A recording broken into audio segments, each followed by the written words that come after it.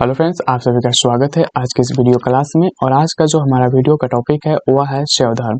ठीक है, आज के इस वीडियो सीरीज में हम लोग शैव धर्म के बारे में पढ़ेंगे और यह हमारा लुसेंट सामान्य ज्ञान का वीडियो सीरीज चल रहा है। चलिए शुरू करते हैं।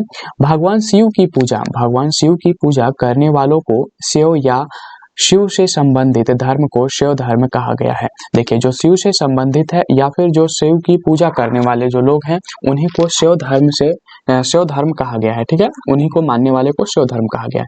ठीक है, शिवलिंग उपासना का जो प्रारंभिक पुरातात्विक जो साक्ष्य है वह हड़प्पा संस्कृति से मिला हुआ था। कहाँ से हमें मिला हुआ था? हड़प्पा संस्कृति से। याद रखिएगा कि जो शिवलिंग उपासना का प्रारंभिक जो पुरातात्विक साक्ष्य जो मिला था वह हड़प्पा संस्कृति से मिला हुआ था। यहाँ पर आपको ध्यान रखना होगा कि यह हड़प्पा संस्कृति से मिला था और ऋग्वेद में शिव के लिए रुद्र नामक देवता का उल्लेख मिलता है। जो यहाँ पर हमारा ऋग्वेद है, ऋग्वेद में शिव के लिए रुद्र नामक देवता का जो उल्लेख है वह शिव के लिए है। ठीक है, तो याद रखिएगा कि यहाँ पर जो हमें पुरातात्विक जो साक्ष्य मिला था शिवलिंग उपासना का वह सबसे पहले हड़प्पा संस्कृति से मिला था। और जो ऋग्वेद है, ऋग्वेद में शिव के लिए रुद्र नामक देवता का उल्लेख मिलता है। तो इतनी बातें याद रखिएगा। चलिए आगे बढ़ते हैं। यहाँ पर शैव धर्म के बारे में और भी हम लोग जान लेते हैं। तो अगर अभी तक आप इस सीरीज को हमारे चैनल को सब्सक्राइब नहीं किया है तो सब्सक्राइब कर लीजिए और इस सीरीज को हमारे साथ है पूरे लुसेंट को पढ़ना चाहते हैं तो हम इस वीडियो को लाइक कीजिए और इस प्लेलिस्ट को आप सेव कर सकते हैं। ठीक है, और प्लेलिस्ट को सेव कर लीजिए ताकि नए वीडियो की जानकारी आपको मिलती रहे। ठीक है, चलिए शुरू करते हैं। अथर्ववेद में शिव को भव, सर्व और पशुपति एवं भूपति कहा गया है। तो देखिए, हम लोग पहले पढ़े कि ऋग्वेद में जो था शिव के लिए रुद्र नामक देवता का जो उल्लेख है वह ऋग्वेद में है। ठीक है, और वह शिव से संबंधित है।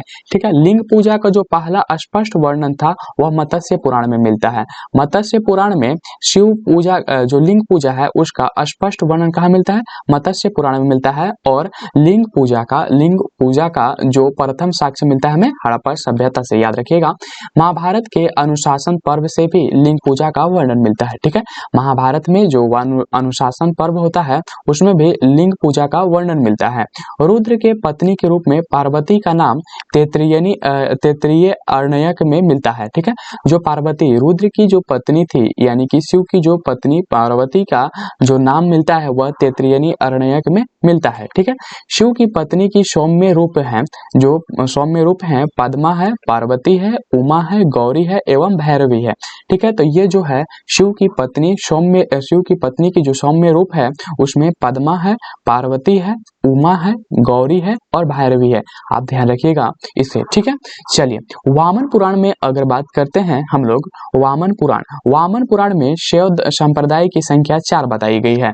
जो हमारा वामन पुराण है उसमें शैव संप्रदाय की जो संख्या है वह 4 बताई गई है। ध्यान रखिएगा, वामन पुराण में शैव संप्रदाय की संख्या 4 बताई गई है और वह पहला है पशुवत और दूसरा है कापालिक, तीसरा है कालमुख और चौथा है लिंगायत।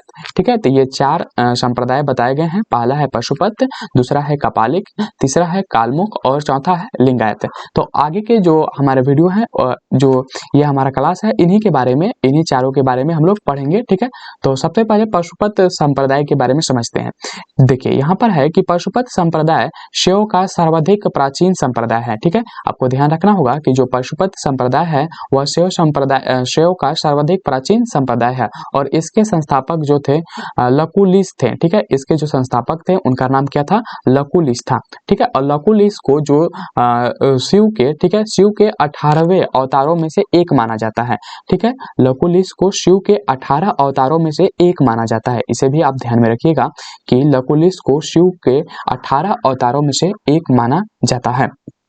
अगर पशुपत संप्रदाय के अनुयायियों को देखिए, यहाँ पर आगे हमें पढ़ना है कि पशुपत संप्रदाय के अनुयायियों को पंचार्थिक कहा गया है और इस मत का प्रमुख जो सैद्धांतिक ग्रंथ है वह पशुपत सूत्र है और श्रीकर पंडित एक विख्यात पशुपत आचार्य हैं। तो यहाँ पर आपको ध्यान रखना होगा कि जो पशुपत संप्रदाय है उसके अनुयायियों को पंचार्थी कहा जाता था। उनके अनुयायियों को क्या कहा जाता था? पंचार्थिक कहा जाता था। और और वहीं पर अगर बात करें कि इनका प्रमुख सैद्धांतिक जो ग्रंथ है वह पशुपत सूत्र है। इनका जो प्रमुख सैद्धांतिक ग्रंथ है वह पशुपत सूत्र है। किनका? पशुपत संप्रदाय वालों का। ठीक है, चलिए आगे बढ़ते हैं।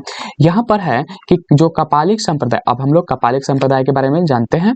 कपालिक जो संप्रदाय के इष्ट देव भैरव थे और इनके संप्रदाय का प्रमुख केंद्र श्रीशैल नामक स्थान था। देखिए, जो कपालिक संप्रदाय थे उनका जो इष्ट देव कौन थे? भैरव थे। ठीक है, भैरव थे उनका इष्ट देव, और इस संप्रदाय का जो प्रमुख केंद्र था वह श्रीशैल था।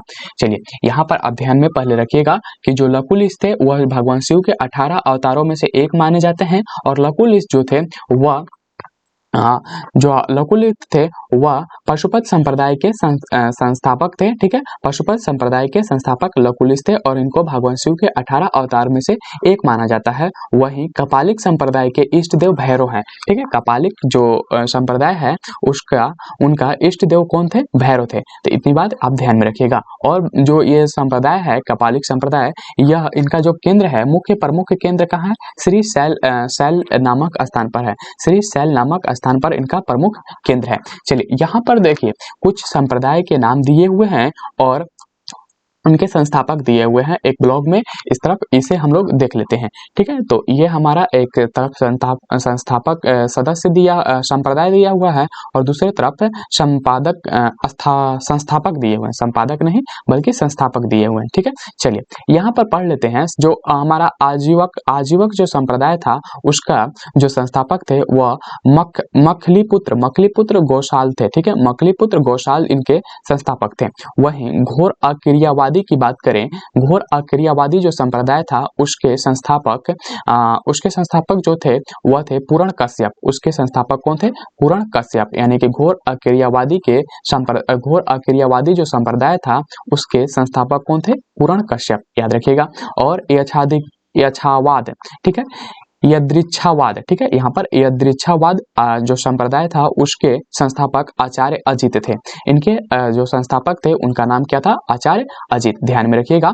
और भौतिकवादी संप्रदाय के जो संस्थापक हैं वह पकुत थे कच्छायायन, यानी कि भौतिक दर्शन थे। ठीक है, चलिए यहाँ पर है एक और संप्रदाय जिसका नाम है अनिश्चयवादी। ठीक है, अनिश्चयवादी जो संप्रदाय था उसके संस्थापक संजय वेठलीपुत्र थे। संजय वेठलीपुत्र इनका नाम था और ये अनिश्चयवादी जो संप्रदाय था उसके संस्थापक थे। चलिए आगे बढ़ लेते हैं। यहाँ पर है कि कालमुख संप्रदाय, हम लोगों ने कालमुख संप्रदाय के बारे में आप यहाँ पर पढ़ने वाले हैं। तो कालमुख संप्रदाय के जो अनुयायियों को शिव पुराण में महाव्रतधर, ठीक है, महाव्रतधर कहा गया है। और इस संप्रदाय के लोग नर कपाल में ही भोजन जल सुरपान करते हैं और साथ ही अपने शरीर पर चिता भस्म मलते हैं। तो अगर कालमुख संप्रदाय की बात करें, कालामुख, ठीक है, कालामुख संप्रदाय की बात करें तो ये संप्रदाय के जो अनुयायियों को शिव पुराण में, ठीक है, कहां पर? शिव पुराण में महाव्रतधर कहा गया है। इन्हें क्या कहा गया है? महाव्रतधर कहा गया है। और इस संप्रदाय के जो लोग हैं वह नर कपाल में भोजन करते हैं, जल पीते हैं और वहां पर सुरपान भी वह अपने वहां पर नर कपाल में ही वह क्रिया करते हैं। ठीक है, और अपनी जो शरीर है वहां पर चीता के जो भस्म है वह मलते हैं। तो ये कालामुख संप्रदाय के अनुयायियों का जो था उनके बारे में आपको बताया गया है। अगर यहाँ पर आगे हम लोग पढ़ देंगे लिंगायत संप्रदाय,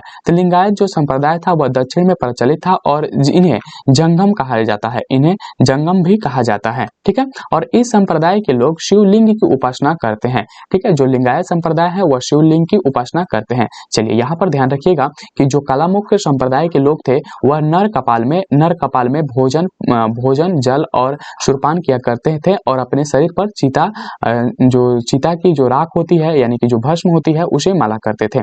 चलिए यहाँ पर है कि शून्य संपादन, ठीक है, शून्य संपादने लिंगायतों का प्रमुख धार्मिक ग्रंथ है। यदि आपसे पूछा जाए कि लिंगायतों का सबसे प्रमुख धर्म ग्रंथ कौन है तो शून्य संपादने, इसे याद रखिएगा क्योंकि यह लिंगायतों का सबसे प्रमुख धर्म ग्रंथ है। और जो लिंगायत संप्रदाय थे वह शिवलिंग की उपासना किया करते थे और इनको जंगम कहा जाता था। चलिए आगे बढ़ते हैं। आगे यहाँ पर है कि बसव पुराण में लिंगायत संप्रदाय को प्रवर्तक अल्लभ प्रभु तथा उनके शिष्य बसव को भी बताया गया है। देखिए यहाँ पर आपको एक बात ध्यान में रखना होगा कि जो बसव पुराण है, बसव पुराण में जो यहाँ पर बसव पुराण में जो लिंगायत संप्रदाय है, ठीक है, लिंगायत संप्रदाय के बारे में बताया गया है कि बसव पुराण में जो लिंगायत संप्रदाय के प्रवर्तक हैं अल्लभ प्रभु तथा उनके जो शिष्य हैं बसव को बताया गया है। यानी कि बसव पुराण में इनके बारे में चर्चा किया गया है। इस संप्रदाय को वीर शिव भी कहा, वीर शिव संप्रदाय भी कहा जाता है। तो वीर शिव संप्रदाय जो है लिंगायत संप्रदाय को कहा जाता है, ठीक है, लिंगायत संप्रदाय को वीर जो शिव है वीर शिव संप्रदाय कहा जाता है। याद रखिएगा, इन्हें लिंगायत संप्रदाय को वीर शिव संप्रदाय भी कहा जाता है। एक बात और यहाँ पर आपको ध्यान में रखना होगा कि जो कालमुख संप्रदाय थे उनके अनुयायियों को शिव पुराण में महाव्रतधर कहा जाता था। ठीक है, याद रखिएगा कि जो कलामुख जो संप्रदाय के अनुयायी थे उनको शिव पुराण में महाव्रतधर कहा जाता था। चलिए आगे बढ़ते हैं। यहाँ पर है कि 10वीं शताब्दी में, ठीक है, यहाँ से हमें शुरू करना है। तो 10वीं शताब्दी में मर्तेंद्र नाथ ने नाथ संप्रदाय की स्थापना की। इन्होंने नाथ संप्रदाय की स्थापना की और इस संप्रदाय के जो व्यापक प्रचार प्रसार था बाबा गोरखनाथ के समय हुआ था। ठीक है, बाबा गोरखनाथ के समय में हुआ था, इसे ध्यान में रखिएगा। और यहाँ पर है कि दक्षिण भारत में शैव धर्म चालुक्य, राष्ट्रकूट, पल्लव एवं चोलों के समय लोकप्रिय रहा। ठीक है, ये जो दक्षिण भारत में शैव धर्म आया तो वह कब ज्यादा प्रचलित रहा? चालुक्यों के, राष्ट्रकूट के और पल्लव एवं चोलों के शासनकाल में यह ज्यादा लोकप्रिय रहा। ठीक है, यही अगर बात करें पल्लव काल में शैव धर्म के प्रचार प्रसार नयनारों द्वारा किया गया। ठीक है, तो यहाँ पर जो पल्लव काल था, पल्लव काल, उसमें जो शैव धर्म का प्रचार प्रसार नयनारों के द्वारा किया गया। याद रखिएगा, नयनार संतों की संख्या 63 बताई जाती है। तो यहाँ पर आपको ध्यान में यह रखना है कि नयनार जो संतों की संख्या है 63 है एवं पल्लव काल में जो शैव धर्म का प्रचार प्रसार नयनारों ने ही किया था। ठीक है, तो यहाँ पर दो बातें याद रखिएगा कि नयनारों ने पल्लव काल में शैव धर्म का प्रचार प्रसार किया था और नयनार संतों की संख्या 63 बताई गई है। ठीक है, जिसमें अपार त्रिज्ञान संबंदर एवं सुंदर मूर्ति आदि के नाम उल्लेखनीय है। ठीक है, अब यहाँ पर हमें आगे बढ़ना है कि एलोरा के जो प्रसिद्ध कैलाश मंदिर का निर्माण था, एलोरा के जो प्रसिद्ध कैलाश मंदिर का निर्माण राष्ट्रकूटों ने करवाया था। तो यहाँ पर देखिए, यहाँ पर ध्यान रखिएगा कि जो एलोरा की जो प्रसिद्ध है कैलाश मंदिर है एलोरा की, और उनका निर्माण कौन कराया था? राष्ट्रकूटों ने करवाया था। देखिए ये सवाल बनता है, ये आपको ध्यान में रखना होगा, इसे याद करके रखिएगा कि एलोरा के जो प्रसिद्ध कैलाश मंदिर का निर्माण राष्ट्रकूटों ने करवाया था। तो यहाँ से सवाल आता है कि एलोरा के जो कौशल कैलाश मंदिर है उसका निर्माण किसने करवाया था? तो आपको बताना होगा राष्ट्रकूटों ने करवाया था। चलिए यहाँ पर आगे बढ़ते हैं कि चोल शासक है, जो चोल शासक राजा राज प्रथम ने तंजौर में प्रसिद्ध राजराजेश्वर शिव मंदिर का निर्माण करवाया और जिसे बृहदेश्वर मंदिर के नाम से भी जाना जाता है। तो यहाँ पर आपको ध्यान में रखना होगा कि जो बृहदेश्वर मंदिर है उसका निर्माण कौन करवाया था? तो बृहदेश्वर मंदिर का निर्माण जो करवाए थे वह राजा राज प्रथम थे। ठीक है, और यह एक चोल शासक थे। याद रखना होगा कि चोल शासक थे और ये राजा राज प्रथम थे जिन्होंने बृहदेश्वर मंदिर का निर्माण करवाया और बृहदेश्वर मंदिर का नाम ही राजराजेश्वर शिव मंदिर है। ठीक है, इसका नाम, दूसरा नाम क्या है? राजराजेश्वर शिव मंदिर है।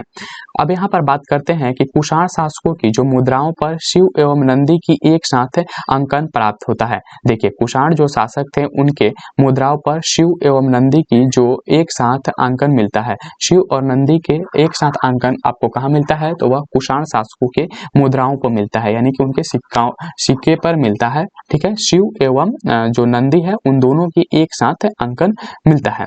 ठीक है, अब यहाँ पर पशुपतिनाथ मंदिर के बारे में कुछ बताया गया है, इस पर हम लोग थोड़ा बात कर लेते हैं कि नेपाल की राजधानी काठमांडू से 3 किलोमीटर उत्तर पश्चिम में बागमती नदी के किनारे देवपटान गांव में स्थित एक शिव मंदिर है। ठीक है, कहाँ है स्थित है?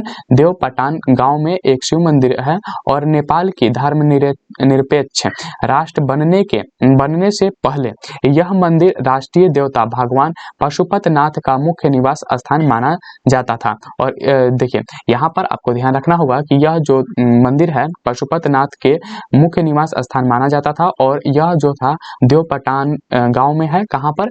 नेपाल की राजधानी काठमांडू में है, जो कि 3 किलोमीटर उत्तर में 3 किलोमीटर उत्तर पश्चिम में बागमती नदी के किनारे स्थित है।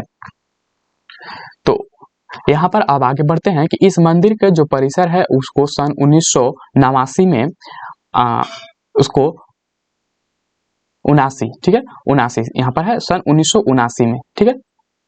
सन 1979 में यूनेस्को विश्व संस्कृति विरासत स्थल में के रूप में सूचीबद्ध किया गया है, ठीक है। मुख्य मंदिर का जो निर्माण है वह वास्तुकला की नेपाली पैगोडा शैली में हुआ है। तो यहाँ पर आप ध्यान रखिएगा कि जो पोगेडा जो शैली है उसमें इस मंदिर का निर्माण हुआ है और यह मुख्य मंदिर का जो निर्माण था वो नेपाली के पोगेडा शैली में हुआ है। तो इसे आप ध्यान में रखिएगा, पोगेडा शैली, ठीक है। तो ये जो था पशुपतिनाथ मंदिर के बारे में था और यहाँ पर आपको सिर्फ ये ध्यान रखना है कि पोगेडा ये जो आपका है कि यह नेपाली पोगेडा शैली में पशुपतिनाथ मंदिर का निर्माण हुआ था और इसको यह जो था देवपटानवा गांव में स्थित है। तो ये सब बातें आपको ध्यान में रखना है।